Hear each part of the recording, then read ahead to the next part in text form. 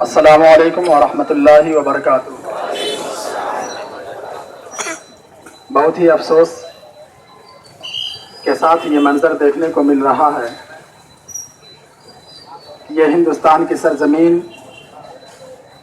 جس کو آزاد کرانے کے لیے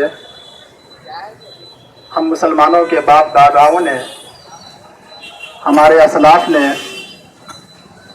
اپنی جانیں قربان کی ہے، اور جس کی زندہ مثال جسے بھی دیکھنا ہو وہ دہلی کے لال قلعہ پر جا کر دیکھ سکتا ہے۔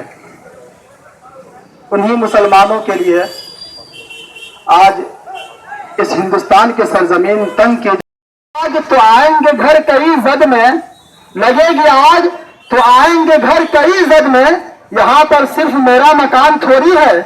ہم بھی اپنی منہ میں زبان رکھتے ہیں، ہم بھی طاقت رکھتے ہیں، لیکن یہ ظالم قوم جو میرے آقا صلی اللہ علیہ وسلم کی شان میں گستاخیاں کر رہی ہے، ہماری مساجدوں کو نظر آتش کر رہے ہیں، ہماری مقدس کتاب کو آگ کے حوالے کر رہے ہیں، یہ ظالم قوم بزدل ہے، یہ ڈری ہوئی ہے اور ڈر کے مارے یہ ایسا کام کر رہی ہے۔ ورنہ اگر ہمت ہے تو سامنے آ کر کے مقابلہ کرو، ہماری مسجدوں کو تباہ نہ کرو، ہماری مقدس کتابوں کو برباد نہ کرو، اور سب سے بڑی بات، ہم مسلمان اپنے آقا کی شان میں کوئی بھی نازیبا الفاظ کبھی بھی برداشت نہیں کر سکتے ہیں۔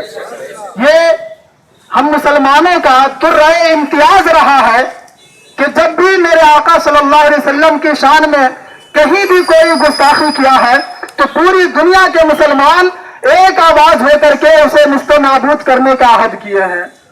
آج یہ تمام چیزیں جو ہو رہی ہے یہ پورا ایک منظم طریقہ سے کیا جا رہا ہے۔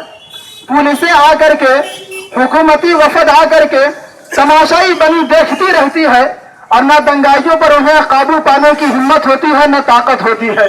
اور افسوس کی بات ہے کہ جب کوئی جائزہ کا معائنہ لینے کے لیے وہاں پہنچتا ہے تو اسے بھی جھوٹے الزام میں گرفتار کر کے جیل کے پیچھے ڈال دیا جاتا ہے، اور کہا جاتا ہے کہ اگر دنگائی آپ کو کچھ کریں گے تو ہم بچا نہیں سکیں گے۔ لا حول ہے۔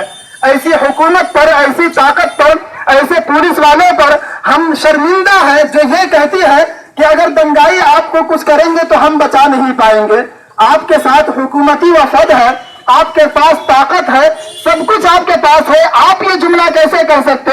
میں سمجھتا ہوں کہ تمام چیزیں آپ نے ایک کوٹری میں بیٹھ کر کے یہ ماحول بنایا ہے کہ مسلمانوں کو ستانا ہے، مسلمانوں کو تڑپانا ہے۔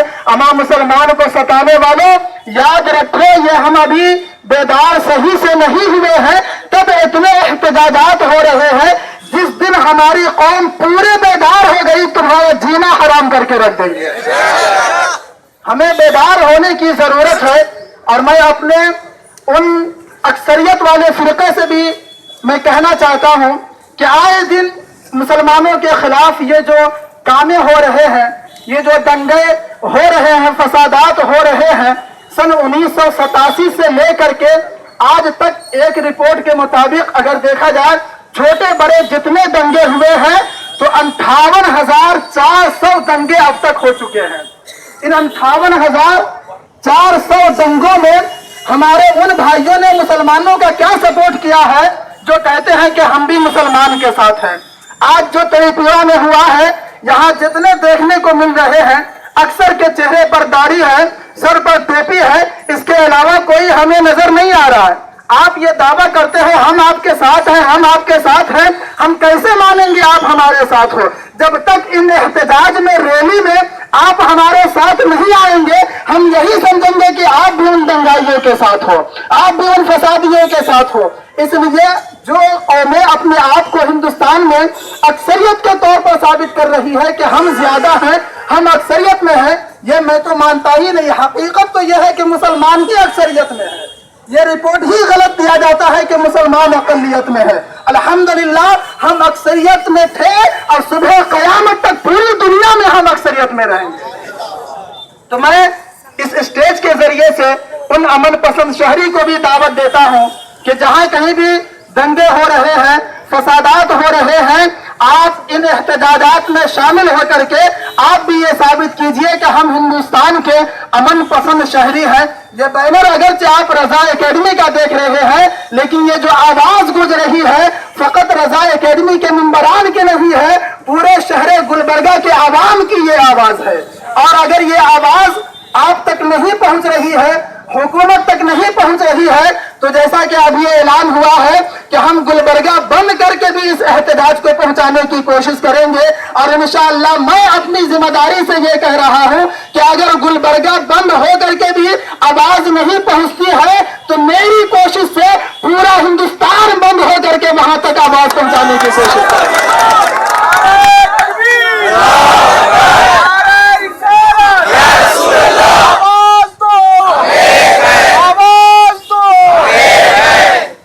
मैं मानता हूं कि आपके पास कान है लेकिन सुन नहीं पा रहे हैं, आपके पास आंख है देख नहीं पा रहे हैं, सब कुछ है लेकिन अंधी बहरी गोंगी सरकार हमारे ऊपर मुसल्लत है, ये मानता हूं। लेकिन मैं ये भी जानता हूं कि अंधे बहरे को लंगड़े लूले को जिम्मेदारी नहीं है, बल्कि हर एक आशिक़ रसूल की जिम्मेदारी है कि जहां कहीं भी मेरे आका की शान में गुस्ताखी होगी हम उसे बर्दाश्त हरगिज नहीं कर सकते हैं। हाँ, ये अलग बात है कि हम उन बंगालियों से, हम उस गुस्ताखों से इस हिंदुस्तान में खुले आम तौर पर बदला नहीं ले सकते हैं। उनको तो पूरी छूट है, वो जो चाहे करे, और छूट के साथ साथ उनको सपोर्ट भी है, सहारा भी है कि जब हुकूमती वफद आते हैं तो उनका ही सहारा दिया जाता है और मजलूमों पर ही लाठी चार्ज होती है। लाठी चार्ज होने के बाद जब मामला खत्म होता है तो हजारों सफहात के चार्ज शीट दाखिल होते हैं कि मुसलमानों की ही गलती है। मैं मानता हूं कि हर जगह हमारी ही गलती रहती है, आप बिल्कुल साफ हो, आपकी कोई गलती नहीं होती। लेकिन मैं ये भी मानता हूं कि हाँ, हम भी मुंह में जबान रखते हैं। आप जिस तरह से मेरे आका की शान में गुस्ताखी करते हो, हम भी राम को कुछ कह सकते हैं, हम भी कृष्णा को कुछ कह सकते हैं, हम भी तुम्हारे मजहब पर उंगली उठा सकते हैं, लेकिन हमारा इस्लाम इसकी इजाजत नहीं देता है। हमारा इस्लाम कभी भी यह नहीं कहता है कि जिस देश में तुम रहो उस देश से बगावत करो, जिस माशरे में तुम रहो अपने भाइयों के खिलाफ बातें करो। हमारा इस्लाम इसकी इजाजत नहीं देता, इसलिए हम खामोश है। गोया तुम इस तरीके के काम करके, इस तरीके की हरकत करके तुम अपनी जहालत का सबूत दे रहे हो, तुम अपनी बेवकूफी का सबूत दे रहे हो। तो हम मुसलमानों से भी ये गुजारिश करते हैं कि इन लोगों से हमें डरने की जरूरत नहीं है, खौफ खाने की जरूरत नहीं है, दहशत में आने की हमें जरूरत नहीं है।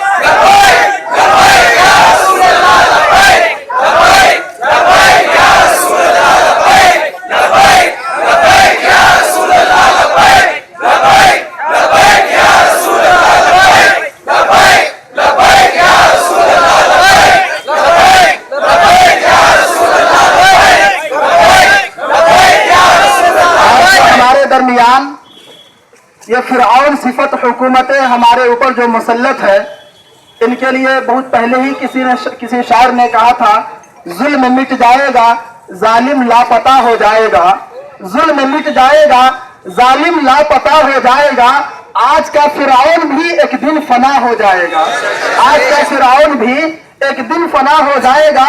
इस्लाम तेरी नब्ज ना डूबेगी हश्र तक, तेरी रगों में खून है रवा चार यार का, तेरी रगों में खून है रवा चार यार का। वो चार यार का खून ऐसा गर्दिश किया है इस्लाम के रगों में कि पूरी दुनिया के खित्ते खित्ते में इस्लाम को पहुंचा दिया।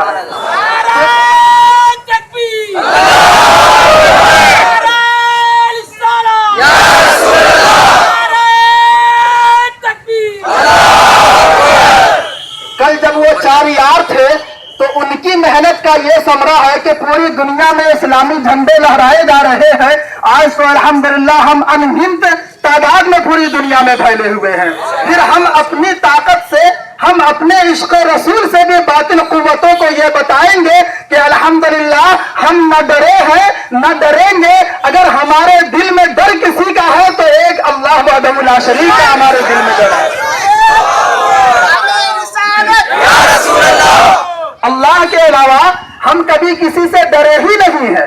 ہم جتنے بھی اعمال کرتے ہیں, آج جو ہم خاموش بھی رہتے ہیں, ہم تمہارے اوپر زیادہ ظلم و زیادتی جو نہیں کرتے ہیں, یہ بھی ہمیں اسلام نے تعلیم دی ہے, یہ بھی ہمارا اسلام بتایا ہے. اور جس پولیس والے کا آج تم سہارا لیتے ہو, جس پولیس چوکی کا آج تم سہارا لیتے ہو, پوری دنیا کو میں بتا دوں کہ یہ بھی ہمارے عمر فاروق رضی اللہ تعالی عنہ کا دیا ہوا ہے. تمہیں تو معلوم ہی نہیں.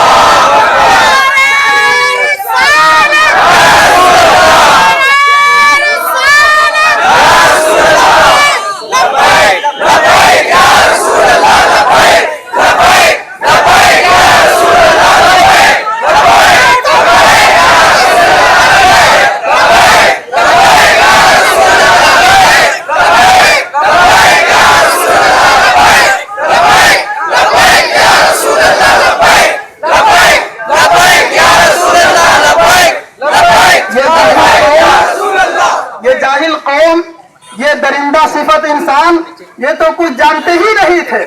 یہ جتنے اچھائیاں ہمارے درمیان اور پورے ہندوستان میں, پوری دنیا میں جو پھیلے ہوئے ہیں, الحمدللہ یہ اسلام کی عطا, اسلام کی دین ہے.